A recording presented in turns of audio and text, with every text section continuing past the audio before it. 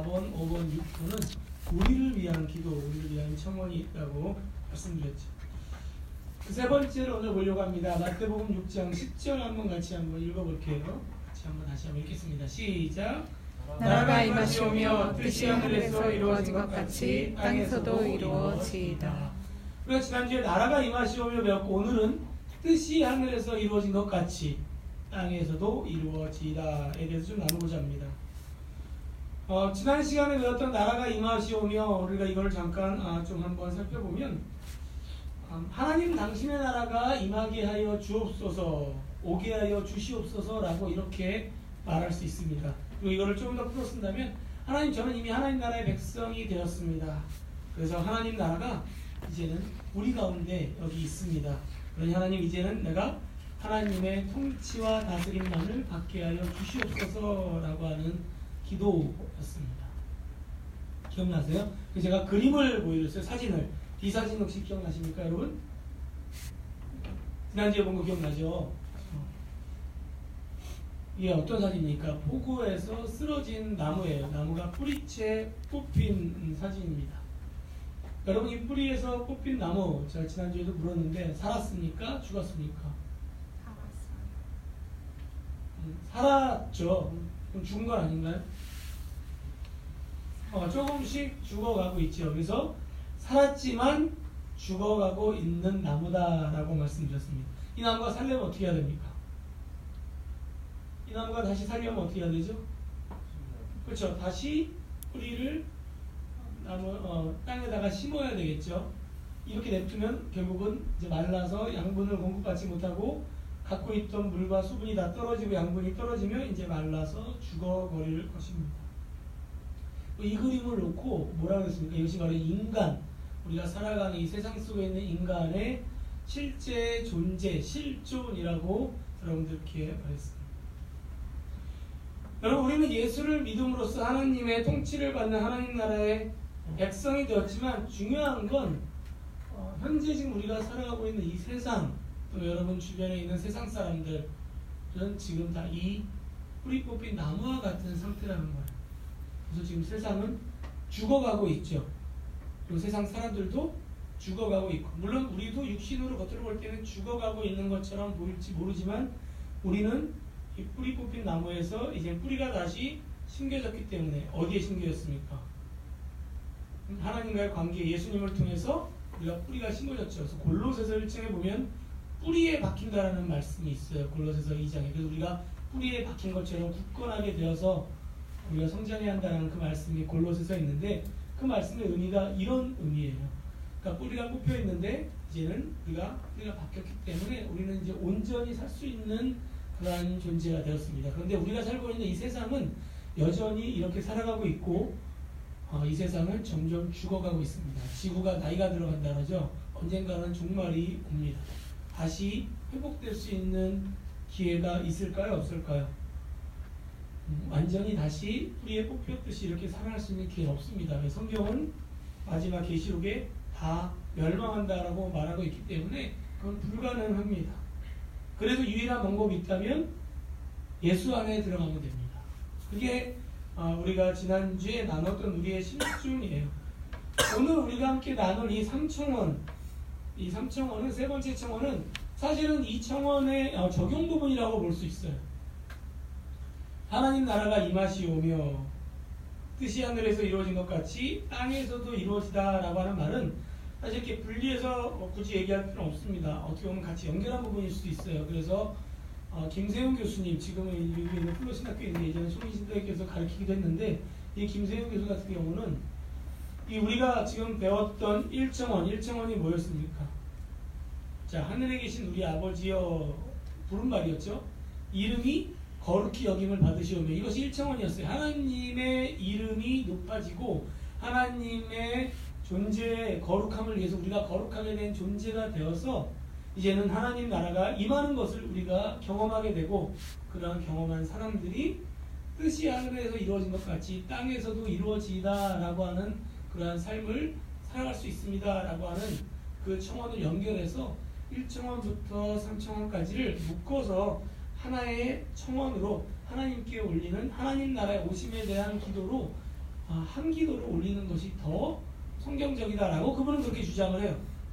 그것도 그렇게 뭐 틀렸다고 생각하지 않습니다. 그런데 보통 일반적으로는 첫 번째, 두 번째, 세 번째 이렇게 나눠져 있기 때문에 우리는 보통 이제 1청원, 2청원, 3청원이라고 이렇게 나누는데 오늘 저와 여러분이 이제 이 세 번째 청원을 배우게 되면 이제는 여러분들이 이제 이걸 묶어서 총체적으로 주기도문을 우리가 함께 기도할 때 1번부터 세 번째까지는 이게 하나로 묶어서 하나님께 올리는 기도, 하나님 나라에 오심에 대한 기도로 우리가 바라볼 수 있을 겁니다. 자, 우리가 마태복음 6장 10절에서 뜻이 하늘에서 이루어진 것 같이 땅에서도 이루어지다 라고 하는 말씀을 함께 읽었는데요. 이 기도는 우리가 좀 더 쉽게 풀어쓴다면 이렇게 설명할 수 있습니다. 하나님 아버지의 뜻이 하늘에서 이루어진 것처럼 지금 우리가 살고 있는 이 땅에서도 이루어지게 해주세요 라고 이렇게 기도할 수 있겠죠. 자, 그럼 이 말씀이 의미하는 것이 뭘까요? 우리가 저는 여러분들과 오늘 이 말씀이 가르쳐주는 의미 한 가지와 또 이 말씀이 어떠한 적용을 우리가 할 수 있는지 적용에 대해서 함께 좀 나누고자 합니다. 첫 번째 의미를 좀 보도록 하겠습니다. 의미 한번 띄워주시면 자 이렇게 정의했습니다. 이 기도의 의미는 하늘, 땅, 그리고 두 나라 국민으로 살아가기. 자, 이렇게 봐가지고 무슨 말인지 잘 모르겠죠, 여러분? 자, 성경은 원래 우리에게 한 나라만 있음을 가르치고 있습니다. 그래서 우리가 창세기반 함께 화요일날 공부하는 지난주부터 이번 주 첫 시간을 가진 분들이 함께 이걸 나누는 가운데 있는데 처음에 성경의 창세기 1장에 보게 되면 하나님께서 태초에 천지를 창조하시면서 만든 나라는 한 나라입니다. 한 나라. 그렇죠? 그래서 아담과 하와가 살던 동산이 있죠. 그게 어디입니까? 에덴 동산. 그 에덴 동산이 하나님 나라의 축소판이에요. 하나님 나라의 축소판으로서 하나님 나라는 이런 곳이야 라고 하나님께서 에덴 동산을 만드시고 나서 제일 마지막에 인간을 만들고 하나님이 뭐라고 하셨습니까? 창세기 1장 31절에서 이렇게 말씀하시죠. 하나님이 지으신 그 모든 만물을 보시기에 심히 좋았더라 이렇게 말씀하세요. 처음엔 빛을 만드시고 그 다음에 궁창을 통해서 물을 만드시고 궁창과 물을 가르시고 그 다음에 땅을 만들고 땅과 바다를 만들고 그 다음에는 거기에 들어가는 각각 해, 달, 별, 식물들은 미리 세 번째 만들었지만 나머지 네 번째, 다섯 번째 또 새와 물고기를 만들고 여섯 번째 모든 땅에 있는 동물들과 인간을 다 창조하시면서 각각 창조할 때마다 보시기에 좋았더라 하시고 다 만드시고 나서 이 만물을 다 지으신 걸 보고 나서 하나님께서 심히 좋았더라라고 이렇게 말씀하십니다. 그러니까 인간을 보고 심히 좋았더라라고 말씀하신 거고 이제 만물을 다 지은 걸 보니까 너무나 완벽한 하나님의 나라, 하나님이 세우고자 했던 하나님의 나라를 보고 심히 좋았다라고 말씀하시는 거예요. 그때도 하늘이 있었고 그때도 땅이 있었습니다. 그리고 이 나라는 전체 다 하나님이 통치하시는 한 나라, 하나님 나라였습니다. 그래서 하늘나라, 땅의 나라 모두가 다 하나님이 통치하던 곳이었어요. 그런데 어떤 일이 일어납니까? 창세기 3장에 뱀으로 둔갑한 사단의 유혹이 들어오면서 죄가 들어오게 되죠. 죄가 들어오면서 어떤 일이 벌어집니까? 우리가 잘 아는 것처럼 선악과를 먹게 되고 하나님과의 관계가, 영적인 관계가 단절이 되면서 그 대가로 아담과 하와가 어떻게 되죠? 하나님 나라라고 지었던 그 에덴 동산에서 계속 살 수가 있나요? 못 살죠. 3장에 보면 에덴 동산에서 쫓겨나요. 그래서 천사들이 우리를 지키고 있으면서 못 들어오게 에덴 동산 쫓겨납니다. 그럼 이제 어디로 갈까요? 아담과 하와는. 그러니까 하나님이 통치하시던 하나님 나라에서 이제 벗어났어요. 그러면 이제 누가 통치하겠습니까? 하나님의 통치에서 벗어났잖아요. 그래서 이제부터는 하나님이 통치하는 것이 아니라 땅의 권세를 가지고 있는 사단의 통치를 받는 그러한 삶을 살아가게 됩니다. 그래서 성경은 그때부터 우리가 살고 있는 이 하늘과 땅 가운데 한 나라가 아니라 이젠 두 나라가 존재한다는 것을 보여주게 돼요. 그래서 하늘에 존재하시는 하나님이 통치하시는 하나님 나라가 있고 여전히 에덴 동산은 그 당시에도 있었잖아요. 그러니까 에덴 동산은 그 하나님이 통치하시는 나라가 있고 에덴 동산에서 벗어나 이제 아담과 하와가 살아가야 되는 또 다른 세상이 있는 거예요. 또 다른 나라가 있습니다. 그 나라 사탄이 지배하는 사탄의 나라가 있다라고 성경은 분명히 말하고 있습니다. 그래서 하나는 하늘나라, 나라는 땅의 나라. 하늘을 지배하는 분은 하나님, 땅을 지배하는 분은 사탄. 물론 이 세상 만물을 다 지배하는 분은 하나님이에요. 제가 오늘도 이제 철야회 때 또 6기 설교를 조금 더 하긴 하겠지만 분명히 사탄도 하나님의 지배 아래 있습니다. 하지만 하나님께서 사탄이 땅을 지배하고 영향을 주고 하는 거에 대해서 허락하셨기 때문에 이 땅은 하나님과 관계가 끊어진 세상을 사탄이 지배를 하게 됩니다. 자, 그래서 하나님 나라와 그 땅의 나라, 사탄과 하나님 나라의 갈등이 생기죠. 이 갈등을 뭐라 그러죠? 이 갈등이 바로 영적 전쟁이에요.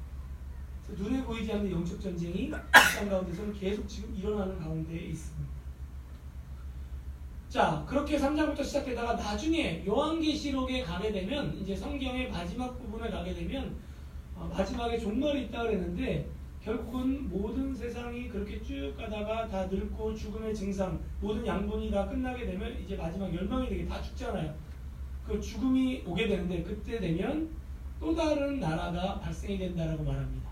그래서 요한계시록 21장 1절에 보면 이런 말씀이 있어요. 제가 읽어드리면 또 내가 새하늘과 새 땅을 보니 사도 요한이 환상으로 하나님께서 앞으로 세우실 또 다른 나라를 본 거예요. 그러니까 새하늘과 새 땅, 그동안에 하늘과 땅이 분리되어 있었던 에덴 동산에 통치하던 하나님 나라와 쫓겨난 사람들이 살고 있었던 땅의 나라가 이제 합쳐지는 때가 오는 겁니다. 그래서 요한계시록 21장에 가면 새하늘과 새 땅에 있는데 그 새하늘과 새 땅은 이전 것과는 너무 다른, 완전히 다른 세상이 펼쳐진다라고 성경이 증언하고 있어요. 여러분. 요한계시록 21장 이후의 내용이에요. 창세기 1장 2장과 요한계시록 21장 22장은 서로 이렇게 맞물려 있어요.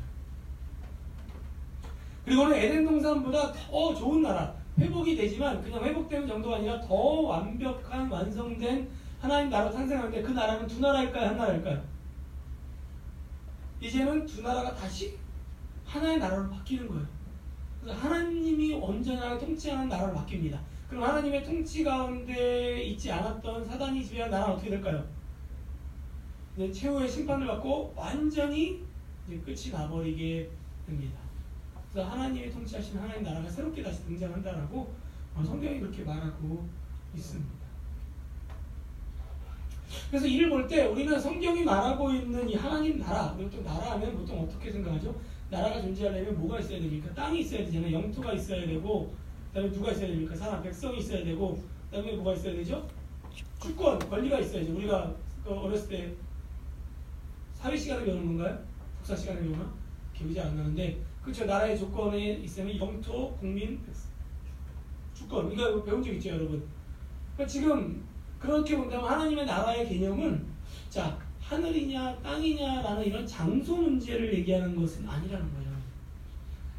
하늘에 가면 하나님을 만나고 땅에 가면 하나님을 못 만나는 그런 거를 말하는 장소 개념으로 말하는 게 아니라는 거예요. 성경에서 말하는 하나님 나라는 이 하늘과 땅을 다 포함하고 있어요. 왜냐하면 에덴 동산에서는 하늘에 있던 땅에 있던 하나님 나라 있잖아요.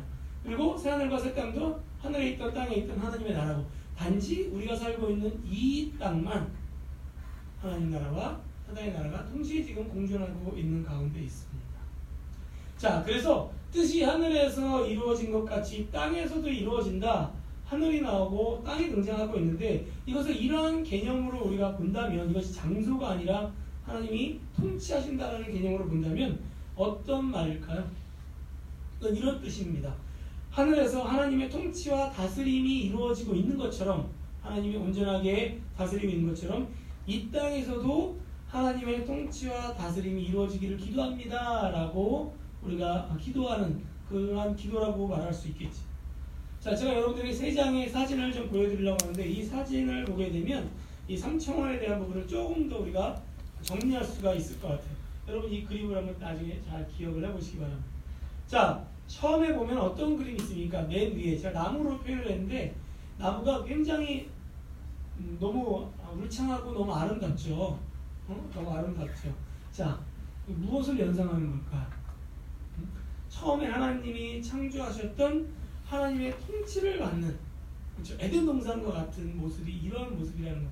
완벽한 하나님의 공급을 받고 있는 곳. 우리가 나무를 보더라도 너무나 건강하고 싱싱하고 푸르 보이는 그런 것. 약간 조금 신비스럽게 약간 안개 낀 것처럼 좀 그런 모습도 좀 있는데, 이것이 이제 하나님 나라의 모습이라고 본다면, 자, 사탄이 통치를 받는, 죄가 들어오면서 지금 아래 보는 것처럼, 우리가 좀 전에 보는 것처럼 결핍된 뿌리 뽑힌 나무가 등장을 하게 되죠. 그래서 이것이 지금 현재 세상에 살고 있는 창세기 3장 이후부터 계시록 20장까지의 살아가는 세상의 모습과 모든 인간들의 모습이에요. 그리고 예수 믿기 전에 우리의 과거의 모습이기도 합니다. 그렇죠? 사탄이 지배하는 나라. 그림이 확 좀 와닿나요? 자, 그리고 이제 우리가 예수를 믿고, 그렇죠? 예수를 믿고 하나님의 통치를 받아서, 제가 지난주에도 얘기했는데, 우리가 이 상태는 어떤 상태라고? 결핍된 상태라고 그랬어요. 그렇죠? 우리 양분이 끊어져 가기 때문에 점점 부족한 상태죠. 이 부족함을 채우려면 뭐가 필요합니까? 공급이 필요한데, 우리 인간에게 실존적인 존재의 공급이 일어나려면 우리는 이미 영적으로 단절되고 육적으로 죽어가고 있기 때문에 우리 스스로는 할 수가 없어요. 초월적인 하나님의 능력이 임해야 됩니다. 그래서 하늘로부터 오는 초월적인 능력을 통해서 하나님의 끊어졌던 관계가 회복이 되는 그 단계, 그게 뭐죠? 예수를 믿는 단계, 예수를 믿고 구원받았다라고 하는 그 의미, 그때가 되면 어떻게 됩니까? 이렇게 옆에 있는 나무, 자, 나무 튼튼해 보이죠? 벌써 이 기둥을 봐요. 기둥이 아니라 뭐라 그러죠 이거? 응? 줄기라 그러나? 아니 뭐라 그러지? 나무 갑자기 생각이 안 나냐? 응? 응? 그 나무가 굉장히 나무 맞죠? 나무가 굉장히 튼튼하게 지금 다시 이 부족한 부분이 채워져 가고 있다는 걸 우리가 볼 수가 있어요. 충만하게 채워져 갑니다. 자, 그리고 언젠가는 다시 어떻게 될까요? 위에 있는 곳처럼 이제 다시 울창한 숲처럼 이렇게 완벽한 그런 에덴 동산보다 더 나은 곳으로 이제 바뀔 거예요. 자, 그래서 지금 여기에 오른쪽에 보이는 아래쪽에 있는 이 나무의 모습이 누굽니까? 바로 현재 저와 여러분의 모습이에요. 그런데 지금 우리가 살고 있는 세상은 어떤 세상이죠? 이런 세상이잖아요. 그래서 우리는 지금 어떻게 살고 있습니까? 이 하나님의 나라, 저렇게 회복되고 있는 하나님의 나라와 사탄이 지배하고 있는 여전히 부족한 결핍된 사단의 나라가 함께 공존하고 있는 이 두 나라가 함께 있는 세상에 우리가 살고 있는 거예요, 지금 현재. 이해가 훨씬 더, 여러분 그림을 보니까 훨씬 더 쉽죠. 그래서 이런 내가 이런 세상과 같이 공존할 수가 있을까요, 없을까요? 공존해야 되는데 공존하기가 어려워요. 그래서 뭐가 생깁니까? 갈등이 생기는 거예요. 그 갈등이 바로 영적 전쟁이라는 겁니다. 그래서 하나님 나라가 이미 임했다는 것은 우리가 이미 저런 상태에 있다는 거예요. 우리는 더 이상 결핍하지 않아요. 우리는 부족하지 않아요. 충만해요. 그렇지만 아직 완성된 건 아니에요. 여전히 결핍 속에 우리가 살아가는 사람들과 어울리기 때문에, 세상 속에 있기 때문에 때로는 거기에 많은 영향들을 받아요. 하지만 우리는 언젠가는 이렇게 완벽한 완성된 하나님 나라를 보고 새하늘과 새 땅이 되면 이런 통치를 받을 것이기 때문에 우리는 이쪽으로 지금 가고 있는 거예요. 자, 우리는 현재 어디 있다고요? 지금 이 가운데 있습니다. 이 두 나라 사이에 있습니다, 여러분. 사랑하는 청년 여러분, 그래서 이 3청원, 이 세 번째 청원을 통해서 우리가 현재 두 나라의 국민으로 살아가고 있다. 두 나라의 백성으로 살아가고 있다는 걸 우리는 확실하게 인식을 해야 됩니다. 하나는 뭐죠? 하나님 나라의 백성으로 나는 살아가고 있다. 나는 지금 이런 충만한 존재가 되었다. 라는 확신이 있어야 돼요, 여러분 가운데. 하지만 또 하나는, 그렇지만 여전히 내가 세상 가운데 나가면 나는 저런 모습의 세상 속에 살아가고 있다.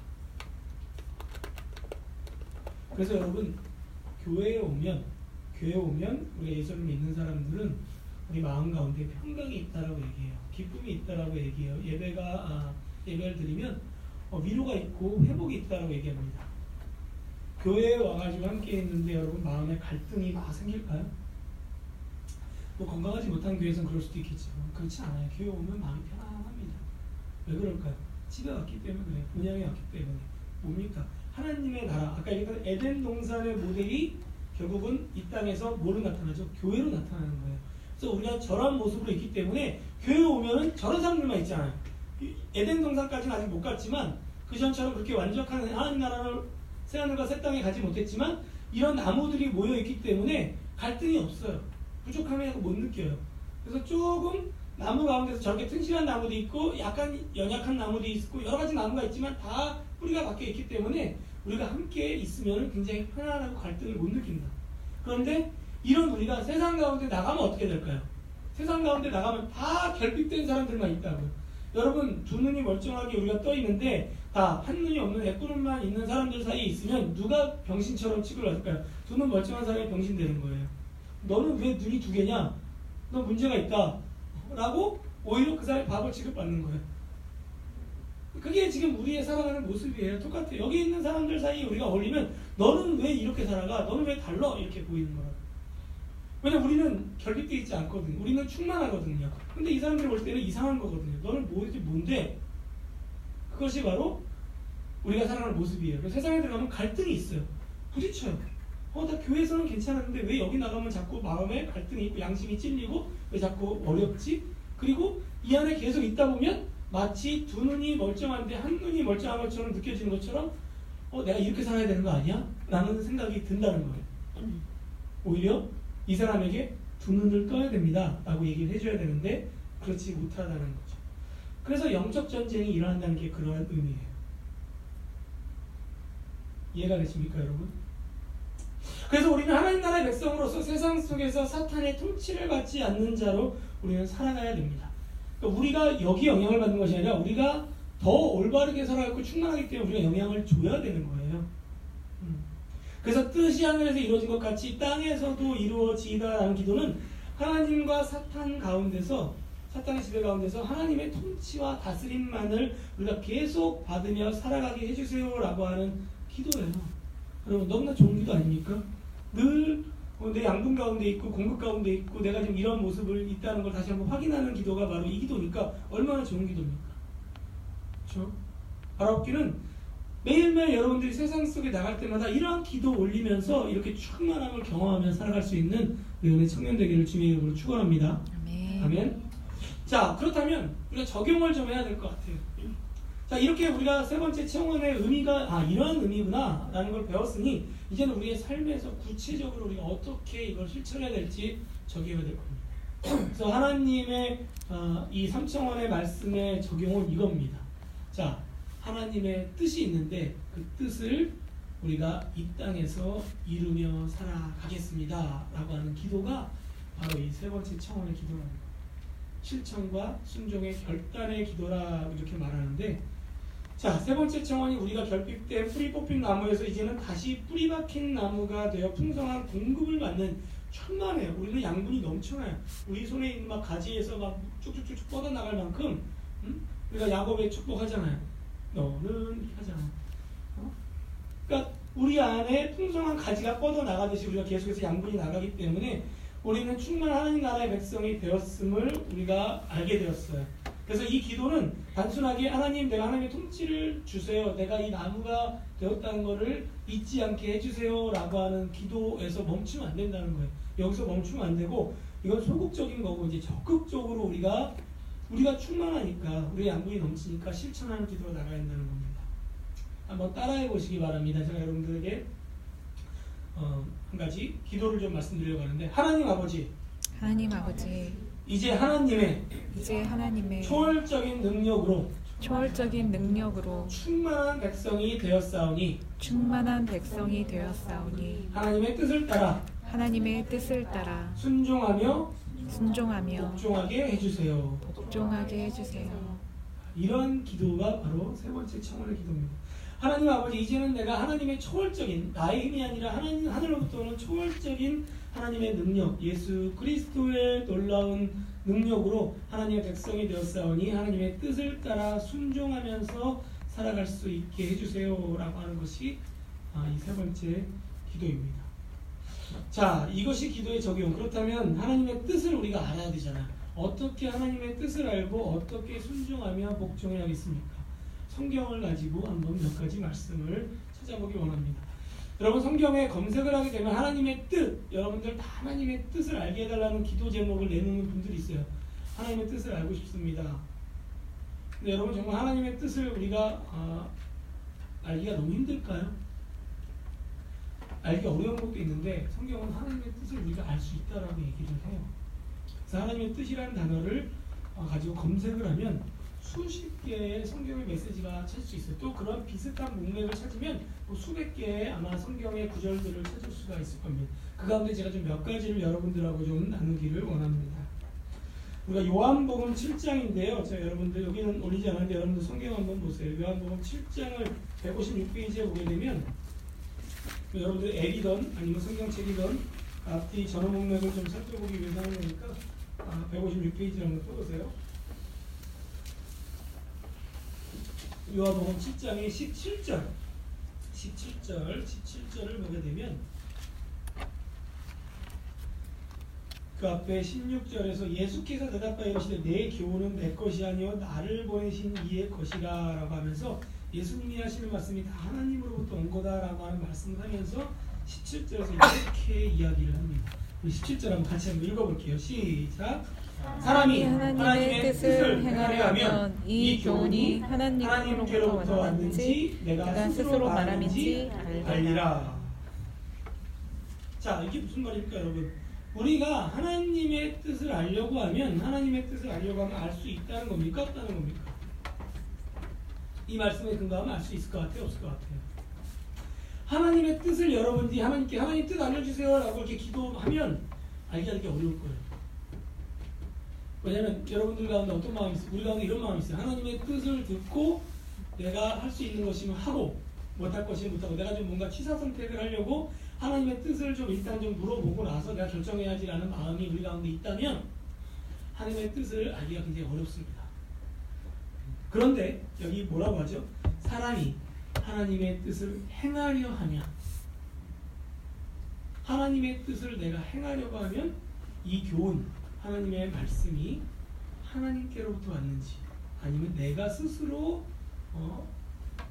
마음대로 내가 생각하는 내가 원하는 말인지를 내가 분별을 할 수가 있다는 거예요. 로마서 12장 1절 이제 보면은 선하신 하나님의 뜻을 분별하라는 말씀이 있잖아요. 자, 이게 무슨 말일까요? 하나님의 뜻을 알고 싶다면 어떻게 하라는 겁니까? 뜻을 찾지 말고 세 번째 청원의 기도를 하라는 거예요. 뜻이 하늘에서 이루어진 것 같이 땅에서도 이루어지이다. 무슨 말입니까? 하나님의 뜻을 찾지 말고 하나님, 내가 하나님의 뜻대로 행하게 해주세요. 내가 하나님의 뜻대로 하겠습니다. 하나님, 내가 하나님의 뜻대로 할 테니까 하나님의 뜻을 알려주세요 라고 하면 하나님의 뜻을 우리가 알 수 있다는 거예요.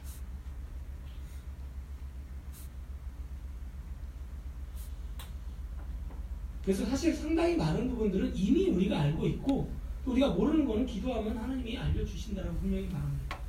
하나님 뜻대로 행하게 해주세요 라고 구하면 하나님께서 하늘에 부여한 능력으로 그 성령의 놀라운 능력으로 우리들에게 이건 하나님의 뜻이고 이건 하나님의 뜻이 아니라 네 뜻이야 라고 하는 것을 우리에게 깨달음을 주신다는 거예요. 이 교훈이 하나님께로부터 왔는지 내가 원해서 하고 싶어 하는 것인지.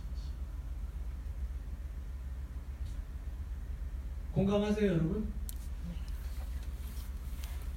다 대부분 이제 결혼 정년기에 있는 분들이고 또 아마 하니까 배우자를 위한 기도를 하시는 분들도 있을 텐데 배우자 기도할 때 항상 저도 그랬어요. 저도 예전에 기도 제목들 배우자분 쭉 올려놓으면 이런 기도합니다. 하나님의 뜻대로 해주세요 하면서 내 뜻을 다 적어놓습니다. 그리고 이미 그 기도 제목은 하나님이 원하시는 것처럼 최우선 항상 예수님을 나보다 사랑하는 사람 1순위, 맨 밑에 외모도 주시면 감사. 뭐 이런 식으로 이제 딱 이런 식으로 써요. 아니면 그거 다 뺍니다. 근데 내 마음 가운데는 내가 좋아하는 사람을 만나고 싶은 마음이 강하잖아요. 내가 원하는 기도 제목들이 있잖아요. 내가 원하는 기준들이 있잖아요. 제가 그거를 딱 내려놓고 나니까 아내를 만났어요. 아, 할렐루야. 하나님의 뜻대로 행하게 해주세요. 그 기도를 하는데 진지하게 했으면 훨씬 더 빨리 만났을 텐데 왜 그 기도를 그렇게 못했는지. 그럼 여러분들이 뭐 많은 것들이 그래요. 하나님의 뜻대로 행하게 해주세요 라고 기도하면 하나님이 응답하신다라고 말합니다. 자, 두 번째 또 우리가 살펴볼 수 있는 하나님의 뜻이 나온 구절은 데살로니가 전서 5장입니다. 우리가 잘 알고 있는 말씀인데 333페이지에 있어요. 333을 보게 되면 데살로니가 전서 5장 16절부터 우리가 한번 보도록 할게요. 그리고 항상 기도하라라는 말씀이 있는 곳인데 데살로니가전서 5장 16절부터 22절까지의 말씀. 같이 한번 16절부터 한번 읽어볼게요. 시작. 항상 기뻐하라. 쉬지 말고 기도하라. 범사에 감사하라. 이것이 그리스도 예수 안에서 너희를 향하신 하나님의 뜻이니라. 성령을 소멸하지 말며 예언을 멸시하지 말며 범사에 헤아려 좋은 것을 취하고 악은 어떤 모양이라도 버려라. 이렇게 말하고 있습니다. 자, 여러분, 항상 기뻐하고 쉬지 말고 기도하고 범사에 감사하는 것, 이것이 예수 안에서 너희를 향하신 하나님의 뜻, 하나님의 뜻이라고 아예 정확하게 나왔어요. 하나님의 뜻은 항상 기뻐하는 것이고 쉬지 말고 기도하는 거고 범사에 감사하는 거고, 또 뒤에 나온 것처럼 성령을 소멸하지 않고 예언을 멸시하지 않고 악은 어떤 모양이라도 버리는 것, 이것이 하나님의 뜻이라고 분명히 성경에 나와 있습니다. 그런데 여러분, 우리가 이걸 지키기가 쉽습니까? 어렵습니까? 어려워요. 잘 안 돼요. 못 지킵니다. 아니, 못 지킨다라고 우리가 스스로 생각하고 아예 포기를 하죠. 그러니까 어느 정도는 우리가 따라가려고 하는 마음이 있을지 몰라도 이걸 어떻게 해? 항상 기뻐하라, 쉬지 말고 기도하라, 범사에 감사하라. 하나님의 뜻인 건 알겠는데 이거는 내가 할 수 없는 거. 왜 안 될까요, 여러분? 우리 힘으로 하려고 하니까. 근데 우리가 세 번째 청원의 이 기도의 의미를 우리가 알고 우리가 하면 이 말씀의 순종을 우리가 응답으로 받게 돼요. 무슨 말이냐면, 항상 기뻐하라, 쉬지 말고 기도하라, 범사에 감사하라는 말씀을 우리가 기뻐하지 못할 때 우리가 억지로 기뻐하는 게 얼마나 어려워요. 감사할 상황이 아닌데 감사하는 게 어렵잖아요. 그렇기 때문에 우리는 감사할 수 있을 때 감사하고, 기뻐할 수 있을 때 기뻐하고, 기도할 수 있을 때 기도해요. 그리고 우리가 악이라고 생각해서 버리라고 다 했지만 내가 생각할 때 내가 할 수 있는 것만 합니다. 우리가 하는 행동들은 그래요. 내가 스스로 할 수 있는 내 능력권 안에서 하는 것을 믿음이라고 생각을 해요. 그런데 우리는 누구의 능력을 갖고 있습니까? 하나님의 능력, 초월의 능력을 가지고 우리는 이 땅 가운데 공급을 받으며 살아가는 자잖아요. 그러면 우리가 이 땅 가운데 행해야 되는 것은 내 힘으로 하는 행동이 아니라 하나님이신 능력의 힘으로 행하는 것을 했을 때 우리가 그때 하나님을 더 깊이 만나는 거거든요. 그게 뭐예요? 순종하면서 응답받는 거예요. 기뻐할 수 없을 때 웃는 거예요. 기도할 수 없을 때 일단 기도하는 거예요. 감사할 수 없을 때 그냥 감사하는 거예요. 감사할 수 없는데 갑자기 사고가 나서 내 친한 친구가 정말 가족이 어려운 일을 당하고 욕처럼 막 온 가족이 다 불상사를 당해도 하나님 감사합니다 라고 기도하고 시작하는 거예요. 그게 뭡니까? 순종이에요. 응답받아서 순종하는 거 아니에요. 많은 사람들이 기도 응답 받으면 하나님께 순종한다고 생각을 해요. 성경에서 말하는 기도 응답은 응답받아서 순종하는 게 아니라 순종했기 때문에 기도 응답으로 선물을 받는 거예요. 그게 성경에서 말하는 순종의 의미입니다. 그래서 순종하는 거예요. 순종해서 응답을 경험하는 겁니다, 여러분. 그래서 기도하면 순종할 수 있는 마음을 주시고 기도할 때 순종하는 걸 경험하게 되는 겁니다. 그 앞전에 보게 되면 데살로니가 4장 3절은 이렇게 말해요. 여러분 찾지 않아도 돼요. 한 장만 넘기면 되는데, 하나님의 뜻은 이것이니 너희의 거룩함이라 이렇게 나와요. 자, 하나님의 뜻은 이것이니 너희의 거룩함이라. 자, 여기까지만 보면 여러분, 너희의 거룩함, 하나님의 뜻인 거 우리가 너무 잘 알아요. 그렇죠? 하나님은 거룩한 분이잖아요. 그러니까 하나님은 더러운 그런 분이 아니잖아요. 깨끗한 분이고 정결한 분이고 완벽한 분이기 때문에 하나님의 자녀들은 거룩한 삶을 살아야 돼요. 그래서 우리가 기도합니다. 하나님, 나를 정결케 하시고 깨끗하게 해주세요. 그런데 여전히 우리가 유혹 가운데 있을 때 그냥 넘어가죠. 쉽지 않아요. 우리는 항상 우리 안에 준비가 됐을 때 뭔가 그걸 지키려고 하는 마음들이 있어요. 하나님, 내가 그 마음 주세요. 아직은 내 안에 그 마음이 없어서 순종을 못합니다. 아직은 내가 세상이 더 좋기 때문에 아직은 세상을 좀 지키려고 합니다 라는 우리의 그런 마음이 있어요. 그런데 다음 절을 보세요. 곧 음란을 버리고 이렇게 나옵니다. 말씀 잘 봐야 됩니다. 하나님의 뜻은 이것이니 너희의 거룩함이라. 근데 그 너희의 거룩함이란 말이 무슨 말이냐면 곧 음란을 버리는 거예요. 그러니까 하나님의 뜻은 버리는 거예요. 버리면 거룩하게 된다는 거예요. 버릴 수 없잖아요. 아직까지 내 마음 가운데 버리고 싶지 않은 마음이 있어요. 내 마음 가운데 그걸 지키고 싶고 누리고 싶은 마음이 있어요. 누구나 마찬가지예요. 그런데 그걸 버리는 순종을 하면 버리는 순종을 하면서 하나님 나 버리게 해주세요. 하나님 내가 하나님 뜻대로 살게 해주세요 라고 하면서 그냥 일단 던지는 거예요. 어려운데 한 번이라도 해보자고 막 버렸어요. 버리면 그거를 예전엔 넘어졌는데 넘어지지 않는 거를 기도 응답으로 받는 거예요. 그래서 예전에는 하루에 10번 넘어지던 사람이 5번 넘어지는 거고 5번 넘어지는 사람이 3번 넘어지는 거고 2번 넘어지는 걸로 점점 바뀌는 거예요. 그게 거룩을 경험하는 방법입니다. 그게 기도 응답하는 방법이에요. 여러분들이 물질적인 것도 똑같아요. 우리가 하나님 앞에 하나님의 백성으로서 내 갖고 있는 물질 하나님이 주신 거니까 11조 헌금을 하고 우리가 뭐 감사 헌금을 하고 청년회 우리가 또 함께 예비를 내고 헌금을 하는 그런 부분도 하나님 내가 갖고 있는 재정이 부족합니다. 일단은 내가 좀 채워지고 나면 그 다음에 더 많은 헌금을 하겠습니다 라고 하는 게 우리 인간적인 생각이라. 그런데 하나님의 뜻은 뭡니까? 드려라. 드리고 받아라. 먼저 그 나라의 의를 구하라. 그리고 받아라. 드리면 채워지는 걸 경험한다. 그런데 우리는 준비되면 드리려고 하잖아요. 드리면 어떻게 됩니까? 받을까요? 못 받을까요? 받아요. 여러분이 생각하고 우리가 생각하는 방법과는 우리가 생각하는 것처럼 은행에 이자 받는 것처럼 드렸으니까 다음에는 이자를 붙여서 이렇게 받겠지. 이런 식의 방법은 아닐지 몰라도 하나님 앞에 내가 갖고 있는 마음과 재정이든 무엇이든 일단 그 부분을 하나님 앞에 뜻대로 행하면 하나님이 그를 기도 응답으로 우리에게 주세요. 제가 그 부분을 경험했기 때문에 제가 잘 알아요. 저 물질에 굉장히 약한 사람이거든요. 굉장히 계산적인 사람이고 제가 11조를 여러분한테 고백하는 건데 한 번도 신학교 갈 때까지 드려본 적이 없어요. 그때까지는 그렇게 열심히 기회를 매일 살아도 이게 안 되더라고요. 근데 신학교를 가기로 결단했으니까 어떻게 일단 지켜야지 라고 그 없는 걸 가지고 하면서 했는데 하나님이 채우는 걸 경험하는 걸 보니까 이게 신기하다는 걸 경험하게 돼요. 너무너무 신기하다는 걸 경험해요. 최근에 간증인데 제가 이제 가정사역을 하면서 아내랑 같이 우리가 돌아가면서 우리가 몇 달에 한 번씩 이렇게 만남을 갖는데 목회자들이 한 대여섯 가정이 있는데 그 가정이 모여서 함께 이렇게 좀 의논을 하고 같이 좀 기도하면서 나누는 시간을 갖는데 몇 번, 두세 번 정도는 다른 목사님들 가정에서 모였기 때문에 그분들에게 이제 대접을 받았어요.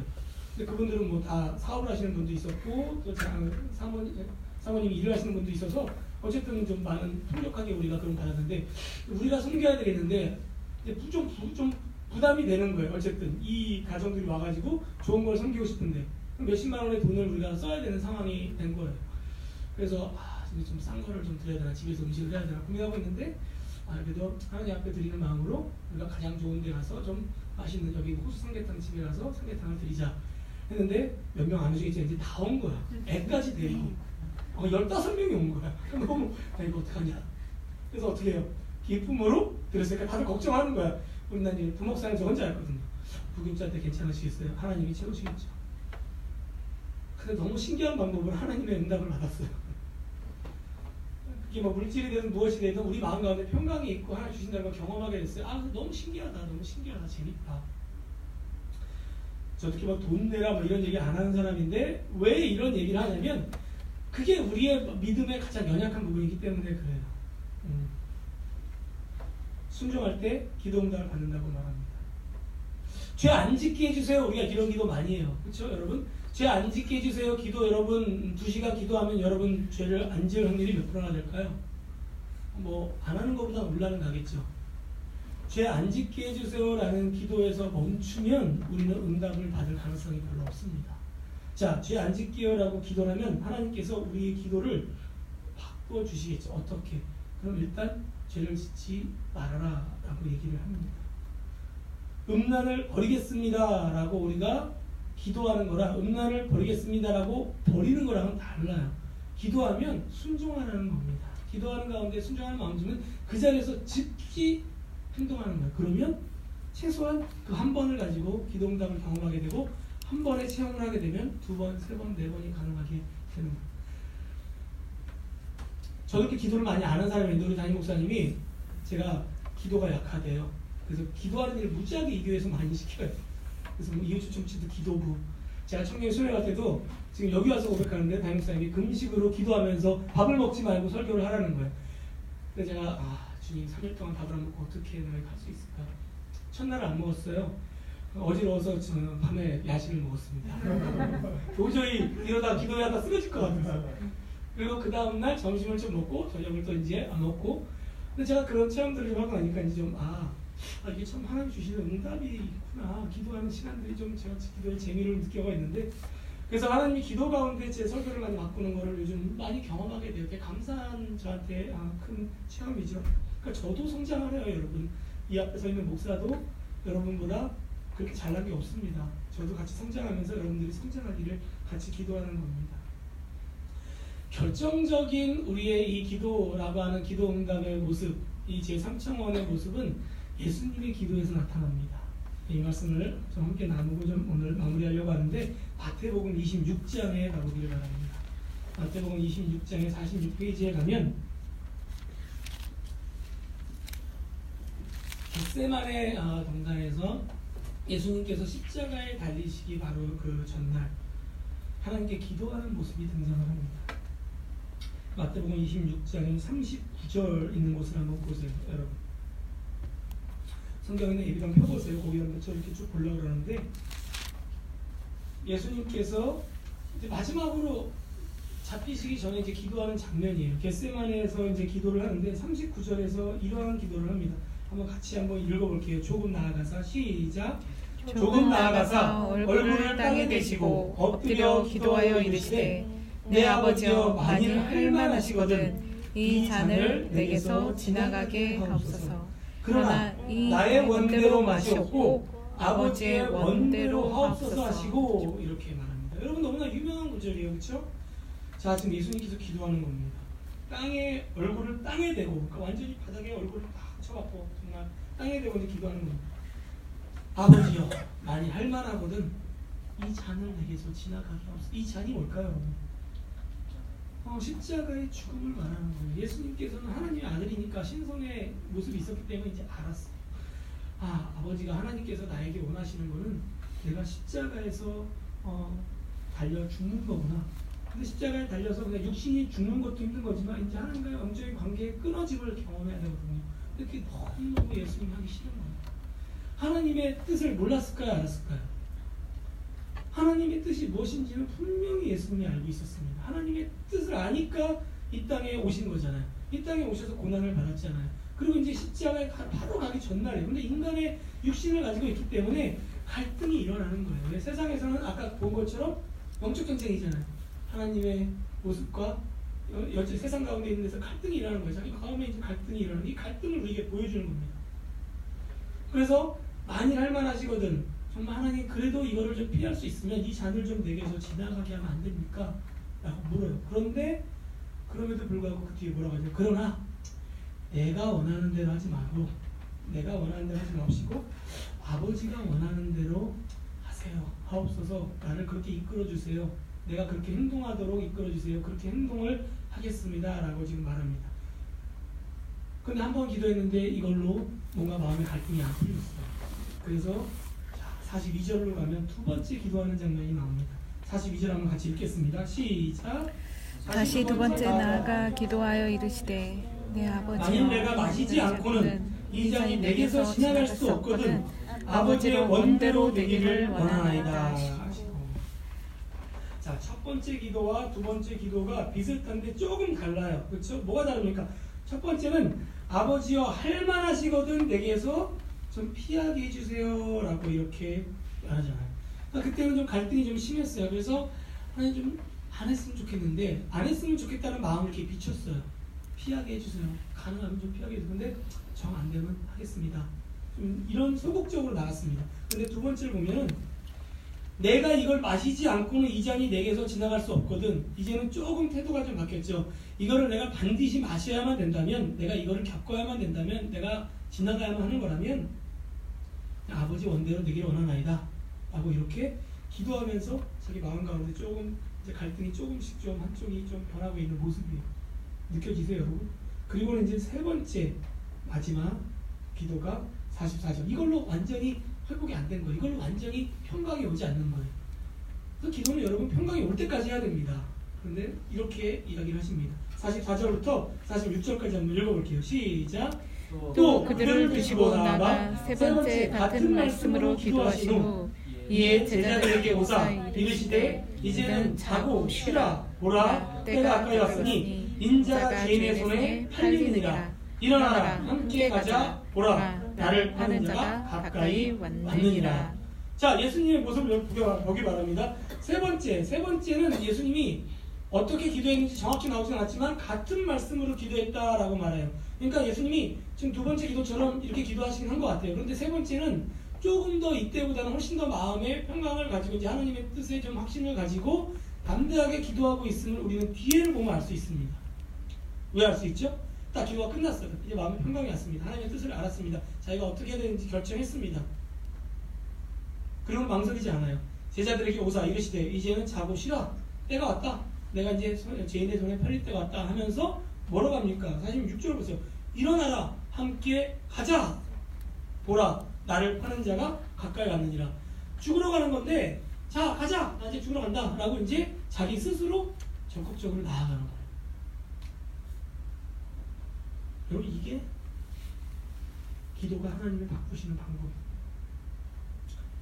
자, 예수님이 마음 가운데 온전한 마음 가운데 하나님이 주시는 평강이 다 임했기 때문에 순종을 한 걸까요? 자신이 하겠다라고 결단했기 때문에 하나님께서 기도 응답으로 순종할 수 있도록 힘을 준 거예요. 예수님이 하나님 저 하기 싫어요 꼭 해야 돼요 이렇게만 계속 기도했다면 계속 기도하다가 아마 계속 못했을 거예요. 근데 하나님 뜻이면 내가 하겠습니다 하는데 계속 마음 가운데 해야 되겠네라는 마음을 주면서 하겠습니다라고 하니까 이제는 그냥 하는 거예요. 마음의 평강이 순종으로 나오는 겁니다. 죽음의 길인데도 불구하고 말이죠. 하나님의 아들인 예수님이 이 기도가 보여주는 것이 뭡니까? 그만큼 기도라는 것이 어렵기도 하지만 기도가 주는 은혜를 경험하면 이런 것을 우리가 누릴 수 있다는 것. 이게 바로 우리의 힘으로 할 수 없는 초월적인 하나님의 관계 안에서 나오는 영적인 체험이라는 겁니다. 사랑하시는 여러분, 이것이 바로 주기도문의 1청원부터 3청원까지 말하고 있는 하나님 나라에 오심에 대한 기도의 적용입니다. 여러분 주기도문은 주문이 아니에요. 내가 내 삶을 철저하게 드리겠다라고 하는 결단입니다. 따라서 무서운 기도라고 말할 수 있습니다. 여러분 지금 3일교회 목회하고 있는 송태근 목사님 여러분들 잘 아실 텐데 그분 같은 경우는 이 주기도문 이 부분을 얘기하면서 이 기도는 위험한 기도다. 함부로 해서는 안 되는 기도다. 이 기도하게 되면 여러분 그냥 주님 위해서 살아야 됩니다. 이 기도하면 그냥 예수님처럼 살아야 돼요. 여러분 이 기도할 때는 마음의 결단을 단단히 하시고 기도하세요. 이렇게 얘기합니다. 여러분 정말 이 기도 하시길 원합니까? 하나님의 뜻이라면 우리 이 기도를 해야 됩니다. 그리고 우리는 이 기도를 할 수 있는 능력은 하나님께서 주셨습니다. 예수 믿는 거 여러분 그렇게 단순한 거 아닙니다. 예수 믿는 거 그냥 어설프게 믿는 거 아닙니다. 기도도 하려면 제대로 해야 됩니다. 여러분 많은 시간과 많은 에너지를 쏟아서 이 자리 예배에 나왔잖아요. 얻어가는 게 있어야 되잖아요. 여러분들 세상 사람들하고 그 남들 놀 때 이어와서 예배 드리고 우리가 다르게 살아간다면 기도도 이제 다르게 해야죠. 다른 삶을 살아가야죠. 예수로 인해 충만한 구원의 은혜를 우리가 받았다면 그에 맞는 삶을 살아가야만 할 것입니다. 바람띠는 저 여러분 우리 은혜 청년들이 모두 정말 이 주기도문의 1청원부터 3청원까지 나와 있는 이 그의 나라와 그의를 구한다라고 하는 이 고백, 순종의 고백, 기도의 고백을 할 수 있는 저 여러분 되시길 주님의 이름으로 축원합니다. 아멘.